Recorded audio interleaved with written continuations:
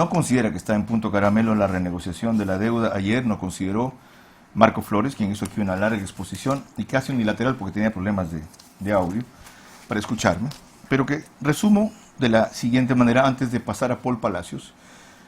Él es, entre otras cosas, una de las personas que más solidaridad promovió el sector privado en esta pandemia. Un hombre siempre positivo en el enfoque de las cosas, del vaso medio lleno, no medio vacío. Gran impulsor de la teca, buen tenista, en singles me arrasa. Dijo ayer Marco Flores, la deuda actual en bonos que se refinancia es de 17.375 millones, se perdonan 1.500 millones de capital y quedan 15.875 millones por pagar. Por intereses actualmente se paga una tasa promedio de interés 9.3%, la nueva tasa se reduce a 5.2%, actualmente se pagan 1.615 millones por intereses anuales. Con la reestructuración, esta es la parte importante, la nueva tasa de interés y los 1.500 millones de rebaja en capital, se pagará 825 millones anuales por intereses. El ahorro es apenas de 790 millones anuales, es decir, 65 millones de dólares mensuales. Eso es todo. Dice, la reestructuración de la deuda anunciada es un ahorro real de 65.9 millones mensuales, 790 anuales. Y lo último, Paul, buenos días y bienvenidos. Él refirió la Argentina como un caso extremo, dramático, como un país que reiteradamente ha caído en default y a pesar de ese desprestigio, está consiguiendo, no ha concretado todavía esa negociación, condiciones mejores. Tu punto de vista es distinto. Porque a ver, creo que la posición de Ecuador es bastante parecida a la de Argentina. Para poder evaluar una reestructuración de deuda, lo importante es compararlas trayendo los flujos de caja a valor presente. Argentina... Explica este tecnicismo. ¿Qué es traer los flujos de caja a valor presente? Es muy sencillo. Verás, Carlos, cuando tú, por ejemplo, tienes una deuda con una tarjeta de crédito, paga usted un valor a lo largo del tiempo. Si es que, por ejemplo, ese valor a lo largo del tiempo tiene capital y tiene intereses y no le rebajan nada del capital, pero no le cobran un centavo de intereses, usted dirá, oiga, pero no me está bajando nada de capital.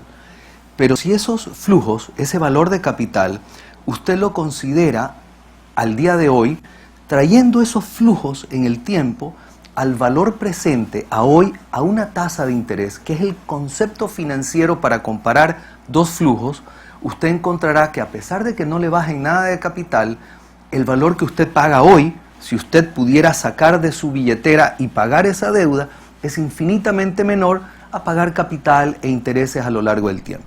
En el caso argentino, el valor presente de la deuda que ellos están planteando y que todavía no ha sido aceptado por los acreedores es como del 54%. En el caso ecuatoriano es del 56%, es decir, es ligeramente más alto, pero bastante bueno. Y entonces mucha gente dirá, pero ¿por qué la quita de capital? Es decir, lo que se reduce de capital es muy poco en el caso ecuatoriano y mucho en el caso argentino, en la propuesta, porque en el caso ecuatoriano hay dos cosas importantes. Primero, la reducción de la tasa de interés es tan dramática, tan importantemente dramática. Casi a la mitad. Es casi a la mitad, es como un 40% menos, en primer lugar. Y en segundo lugar, los flujos se trasladan al tiempo, que es lo que necesitamos. Muchas veces las personas, las empresas, los países, más que la reducción del capital, lo que necesitan es el respiro que le da para recuperarse. Es decir, mira, no tengo trabajo, pero inmediatamente tenga trabajo, puedo pagarte la deuda. Sin embargo, ese respiro, que lo hay en cuanto al pago de capital, no hay en cuanto al pago de intereses. ¿Cómo no? Sí lo hay. Lo hay en el caso de capital porque hay un periodo de gracia de casi 5 años y en el caso de intereses lo hay por casi 2 años. Pero al ser la reducción de la deuda lanzada hacia el futuro, la cantidad de intereses que se empieza a pagar es muy poca en los próximos años. De hecho, este año no se paga nada, el próximo no se paga nada más. El próximo año no se pagan intereses y recién se empieza a pagar intereses al segundo año por alrededor de 70 millones. En resumen, de lo posible, es lo mejor lo que se ha logrado, no lo máximo, ya lo tengo claro, es lo mejor. A ver, siempre hay la hipótesis de cuánto más se pueda lograr. Y de hecho usted puede encadenarse afuera de un banco y decir no tengo para pagar y no va a pagar un centavo. Pero el país necesita también la posibilidad de que vengan flujos nuevos de capital. No de deuda pública, ojalá, pero de deuda privada y de inversión extranjera directa. Ok, qué bueno que usted cite ese ejemplo. Por eso se lo preguntaba. El Ecuador no ha hecho el papel de un mal deudor y peor de un deudor impotente. No ha hecho el papel de me ato aquí atrás, miren aquí estoy, no me voy, pues no puedo pagar. Ha hecho un esfuerzo descomunal por pagar en plena pandemia. Usó plata para eso en el afán de que vinieran los 2.500 millones de los multilaterales que no vinieron 1.800. En el afán de que el sector privado confiara por fin en la inversión, porque esto que tu país, que está asfixiado, se da el lujo o tiene la honestidad, como lo quieran ver financieramente, de ser un gran pagador. ¿Y esto es lo que conseguimos a cambio de eso? Señor Vera, el Ecuador jamás ha pagado su deuda externa con los mercados, nunca. Usted está consciente... La estamos simplemente renovando, pasando para más adelante, creciendo. Simplemente, siempre se ha declarado un impago, siempre. Desde la época del acuerdo consolidado, mucho antes, desde la época del acuerdo consolidado, desde la época del MIRA, desde la época del MIRA to be, desde la época de los bonos globales que... Repita esta afirmación.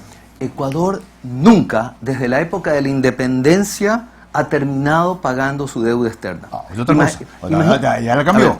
Primero, el Ecuador nunca ha pagado su deuda externa. Por eso me asombré. El Ecuador nunca ha terminado de pagarse. Es otra cosa.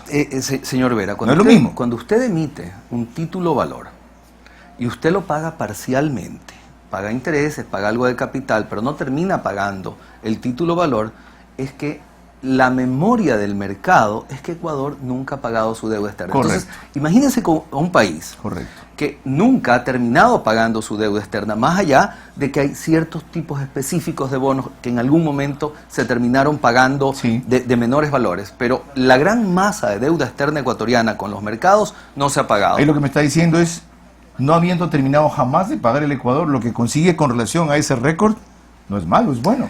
A ver, la primera cosa que quiero decirles es, yo no tengo ningún tipo de simpatía con este gobierno, y no tengo ningún tipo de simpatía con este gobierno porque creo que el gobierno pudo haber hecho reformas estructurales más profundas que permitan aprovechar las potencialidades del país, y que desafortunadamente por cálculos políticos y circunstancias, y hay que estar en los zapatos de cada cual para entender las realidades, no lo hizo.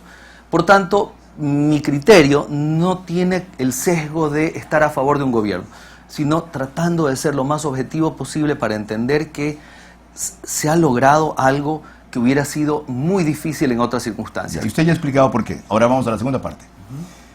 Hay casi el 50% de acreedores de bonos de acuerdo con esto. ¿Eso significa que se puede lograr optimistamente el 67 para incluir todo el paquete? A ver, yo creo que las posibilidades de que el Ecuador logre la aceptación del resto de acreedores son muy buenas. Hay por ahí un par de acreedores, uno de estos es BlackRock, que es tradicionalmente muy duro, como cualquier acreedor. Usted va y le da la plata, no es que nos dio plata mala. Yo confío en ustedes, ahora quiero que me paguen cuando dijeron, que se les vino abajo el país, qué chévere, gracias. Y dejen de robar, y dejen de pagar bolsas de muertos caros, dejen de pagar mascarillas caras, en vez de pagarle a los pillos, páguenme a mí. Eso es lo que debería un acreedor serio decirle a un país. O dígale, a ver, ¿acaso usted ha hecho las reformas estructurales que usted tiene que hacer para reducir el gasto público, para hacer mucho más eficiente el gasto público? Primero hagan lo que ustedes tienen que hacer y después vengan a hablar conmigo. A propósito de eso, la SART, que es la empresa que está representando al Ecuador en esta renegociación, ¿puede todavía mejorar esas condiciones o esa ya es una propuesta final? No, a ver, siempre las condiciones se pueden mejorar. De hecho, en el caso argentino, las condiciones se mejoraron en un 37%. Cuando yo digo mejoraron, para Ecuador. Sí. Mejorar en el sentido de lograr un acuerdo preferente. Creo que va a ser un poco... ¿Qué es un acuerdo preferente? Un acuerdo preferente en el sentido... un acuerdo mejor, un acuerdo marginalmente más conveniente para el Ecuador. De lo que ya está. De lo que ya está. Sí, eso es posible. Lo que creo es que quizás no sea un poco serio con aquellos acreedores que han cedido una condición importante de sus acreencias para lograr un acuerdo razonable. Lo otro, supongamos que esto se cierra, que el 67% y más dicen de acuerdo, vamos. ¿Cuál es el efecto? El efecto es extraordinario porque es un respirador con una potencia brutal para que el fisco pueda volcar una cantidad de recursos importantes a reactivar la economía. ¿Cuál es esa cantidad de recursos aproximadamente? A ver, en este año, Sí. 1.200 millones de dólares. ¿Qué es lo que nos hubiera tocado pagar en intereses? Y un poco más. Ahora, ¿qué significa eso, señor Vera? A diferencia del resto de países que tienen política monetaria y que permiten inyectar liquidez a la economía y reactivar la demanda, que es uno de los problemas que tienen los países una vez que salgamos del confinamiento, el Ecuador no tiene esa posibilidad. Entonces, la forma de reactivar la economía es activando la demanda y destinando esos recursos que iban a ser para pagar deuda para activar la demanda. Afortunadamente, el Ecuador tiene una virtud, gracias a Dios, y es que cada vez que un alemán, o el gobierno alemán, el gobierno español, Estados Unidos o Italia activan la demanda del Ecuador. ¿Por qué? Porque siendo el Ecuador una economía abierta, altamente de una cantidad importante de exportaciones, cada vez que un alemán recibe dinero, compra más banano, y cada vez que compra más banano, el Ecuador exporta. Cada vez que un francés compra más chocolates, el Ecuador exporta. Y esta es una de las razones por las cuales el Ecuador va a salir de la crisis al lado por la costa, por la región costa. Esto no es un tema de regionalismo. Yo soy costeño, pero mi papá es cuencano. Es decir, ¿no? La sierra es flojo en exportaciones, principalmente tiene flores y otro tipo de exportaciones menores. Espárrago. Pero nuevamente, fíjese usted, es la economía liberal, la economía de apertura hacia afuera, la que saca al Ecuador de la crisis. Una cuestión más. Usted ha hablado de lo económico y de lo social, pero como quien no dice nada, también de lo político. Ha dejado claro que el gobierno perdió 4 años para una serie de reformas estructurales que debió hacerlas. 3. 3, ok. ¿Cómo explicar que con esas deficiencias salga Otto Sonnenholzer tan bien librado? ¿Y cuál cree usted que debe ser su futuro?